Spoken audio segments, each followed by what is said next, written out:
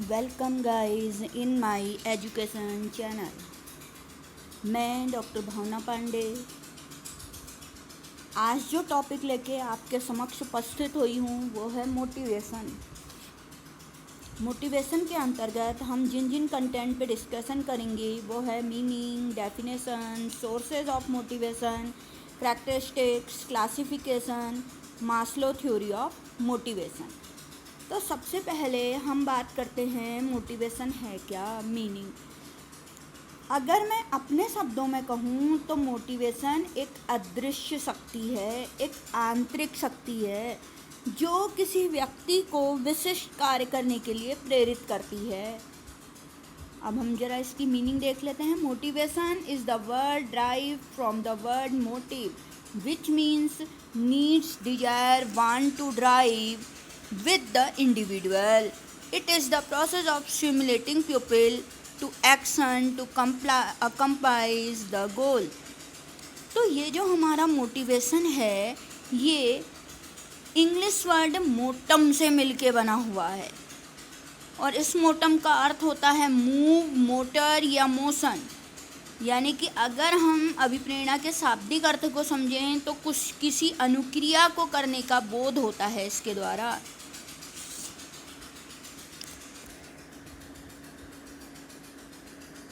अब हम डेफिनेशन की बात करते हैं। सबसे पहली डेफिनेशन हम देख रहे हैं वुडवर्ड के according to Woodward, motive is a state of individual which disposes him for certain behavior and saving for seeking goal। तो अभिप्रेरणा व्यक्ति की वह दशा है जो किसी निश्चित उद्देश्य की पूर्ति के लिए निश्चित व्यवहार को स्पष्ट करती है।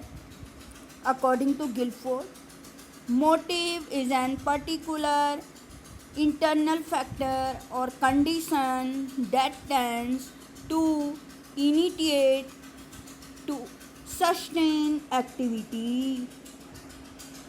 गिलफोर्ड के अकॉर्डिंग हम देखें तो अभिप्रेरणा कोई विशेष आंतरिक कारक या दशा है जिसमें क्रिया को आरंभ करने एवं बनाए रखने की प्रवृत्ति होती है। एक डेफिनेशन हम और देख लेते हैं अकॉर्डिंग टू गुड के according to Good, motivation is the process of arousing, sustaining and regulating activity. अभिप्रेरणा कार्य को प्रारंभ करने, जारी रखने और नियंत्रित रखने की प्रक्रिया है। अब हम डिस्कस करते हैं sources of motivation, needs, drives, incentive and motive. ये 4 सोर्स हमारे मोटिवेशन के होते हैं। सबसे पहले हम बात करें नीड, तो हम जानते हैं कि हर प्राणी की कुछ ना कुछ आवश्यकता होती है और उस आवश्यकता को पूरा करने के लिए व्यक्ति काम करता रहता है। अगर हम अपनी प्राथमिक आवश्यकताओं को देखें तो जल, वायु, भोजन, ये हमारी ऐसी आवश्यकताएं हैं कि अगर हम इनको पूरा नहीं कर पाएंगे तो हम जीवित या सर्वाइव नहीं कर सकते हैं। और हमारे शरीर में क्या होता है, अगर हमें भोजन, जल, वायु या जो हमारी प्राथमिक आवश्यकताएं हैं वो कोई भी अगर वो पूरी नहीं होती है तो तनाव एवं असंतुलन उत्पन्न होता है और उस तनाव को दूर करने के लिए फिर हम कुछ न कुछ क्रिया करते हैं। नेक्स्ट हम बात करते हैं ड्राइव्स, जिसे चालक या अंतर्नोद भी कहा जाता है। आवश्यकता उनसे संबंधित चालकों को जन्म देती है। जैसे भोजन, मैंने कहा जल, वायु, भोजन हमारी आवश्यकता है, तो भोजन प्राणी की आवश्यकता है, तो इस आवश्यकता से भूख नामक चालक का जन्म हो रहा है। हम कह रहे हैं कि प्यास व्यक्ति की आवश्यकता है, पानी उसे पीना है, तो उससे प्यास नामक अंतर्नोद प्रेरित हो रहा है।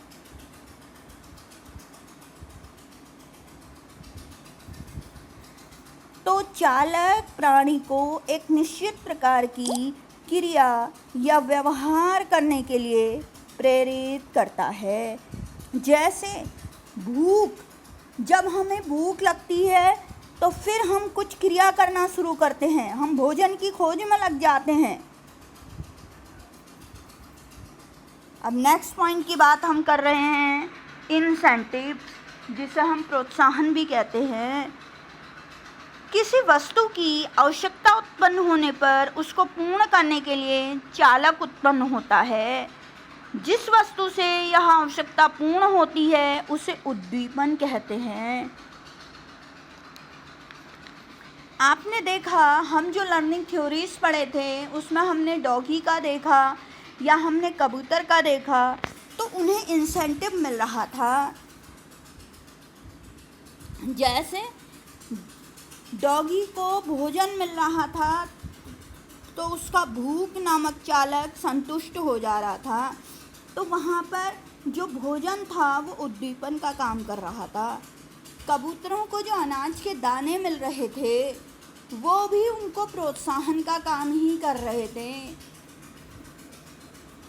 तो उद्दीपन के बारे में हम कहें तो उस वस्तु, उस स्थिति या उस क्रिया के रूप में इसे कहा जा सकता है जो व्यवहार को उद्दीप्त करती है, उत्साहित करती है।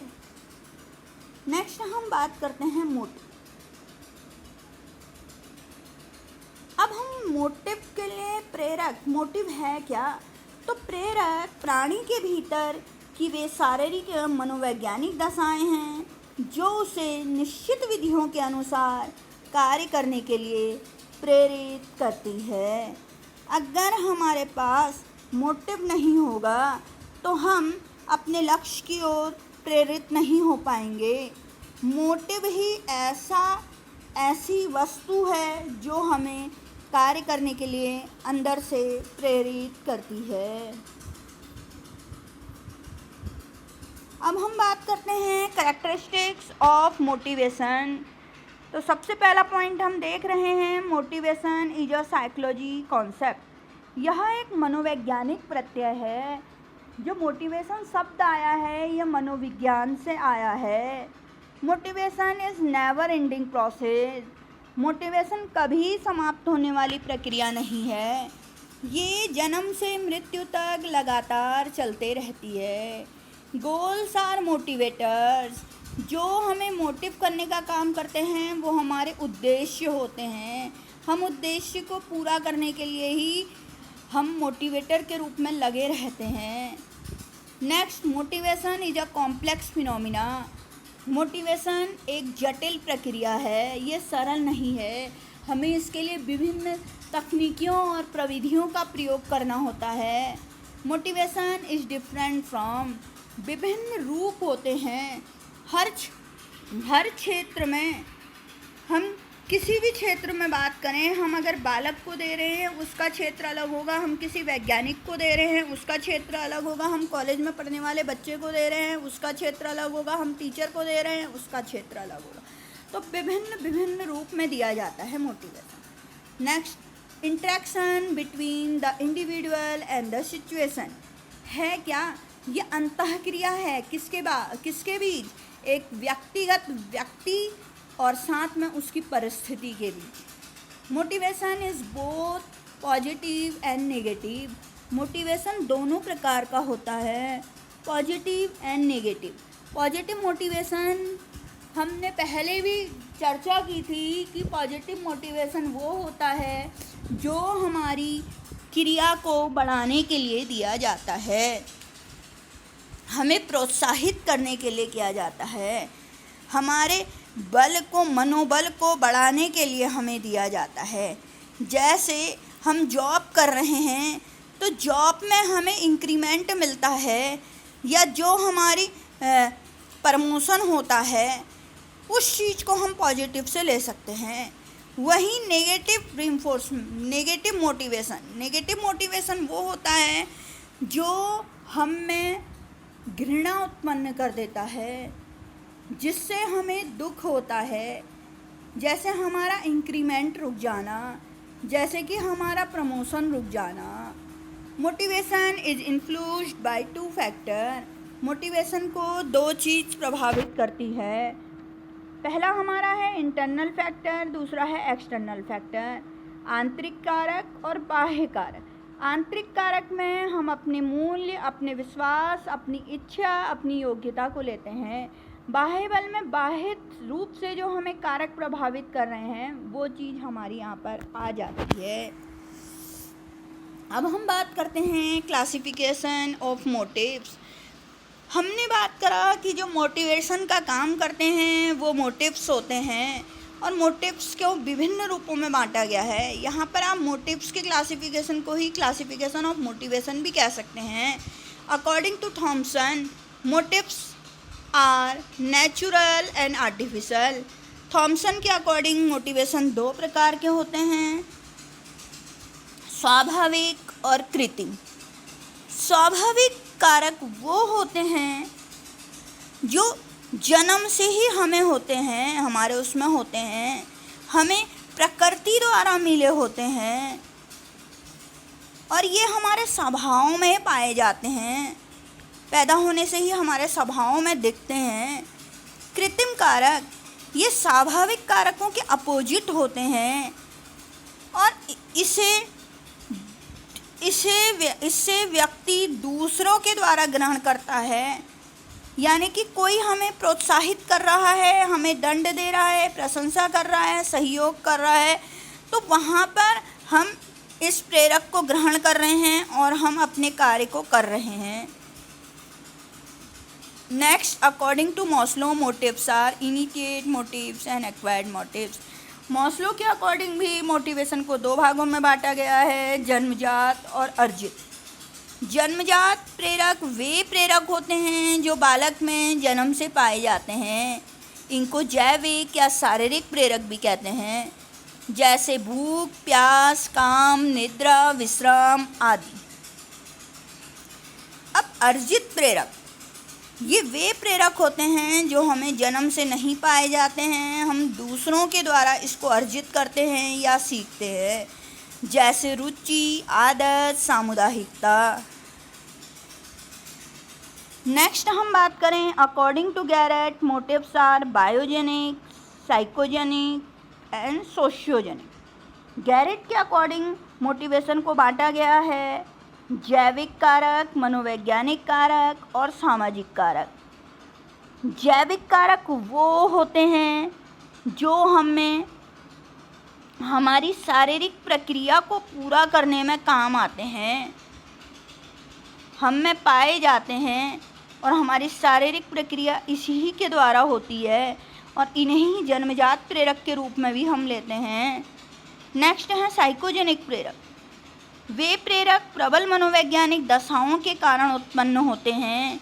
इसमें संवेगों को स्थान दिया जाता है, जैसे क्रोध, भय, प्रेम, दुख, आनंद।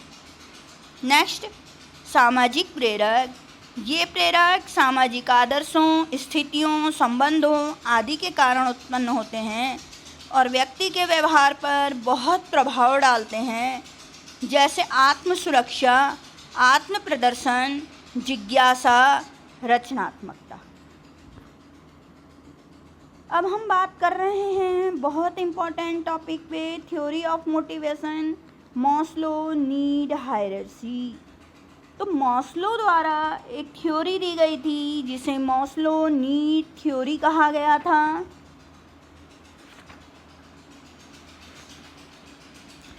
ये जो सिद्धांत मॉस्लो द्वारा दिया था, इस सिद्धांत का प्रतिपादन 1954 में अब्राहम मास्लो ने किया था और उन्होंने ये बताया था कि हमारी आवश्यकताएं होती हैं और इन आवश्यकताओं को इस मनोवैज्ञानिक ने एक क्रम के रूप में रखा था और इसने कहा जब तक हमारी एक आवश्यकता नहीं होती है हम दूसरी आवश्यकता की ओर नहीं बढ़ते हैं। तो चलिए हम देखते हैं मास्लो की आवश्यकताओं को। मास्लो ने जो आवश्यकताएं बताई, पहला हमारा है फिजियोलॉजिकल नीड्स, दूसरा है हमारा सेफ्टी नीड्स, तीसरा है बिलोंगनेस एंड लव नीड्स, अगला है स्टीम्स नीड और अगला है सेल्फ एक्चुअलाइजेशन। तो फिजियोलॉजिकल नीड्स वे होती है, ये प्रेरक व्यक्ति में बुनियादी आवश्यकताओं के कारण उत्पन्न होते हैं। इन्हें मनोदैहिक आवश्यकता भी कहते हैं। जैसे यहाँ पर हमारी जो मूलभूत आवश्यकताएं होते हैं उस चीज़ को हम लेते हैं। अगर ये मूलभूत आवश्यकताएं पूरी नहीं होती है तो मैंने आगे भी बताया हमारा शारीरिक संतुलन बिगड़ जाता है। तो ये जो हमारी फिजियोलॉजिकल नीड्स हैं उसमें आप देख रहे हैं हमारा भोजन, पानी, आराम, गर्मी, भूख, प्यास, नींद, सेक्स, मलमूत्र आदि ये सब चीज़ें हमारी वहाँ पर आ जाती हैं। नेक्स्ट हम बात करते हैं सेफ्टी नीड्स। जब व्यक्ति की मनोदैहिक आवश्यकताएं, उसकी फिजियोलॉजिकल नीड्स कंप्लीट हो जाती हैं तब व्यक्ति अपने जीवन की सुरक्षा के प्रति जागरूक हो जाता है ताकि उसे जीवन में कोई खतरा न हो। इन आवश्यकताओं के उदाहरण हैं जीवित रहना, सुरक्षित रहना आदि, सिक्योरिटी एंड सेफ्टी। अब हम नेक्स्ट की बात करते हैं स्नेह और लगाव प्रेरक या आवश्यकताएं।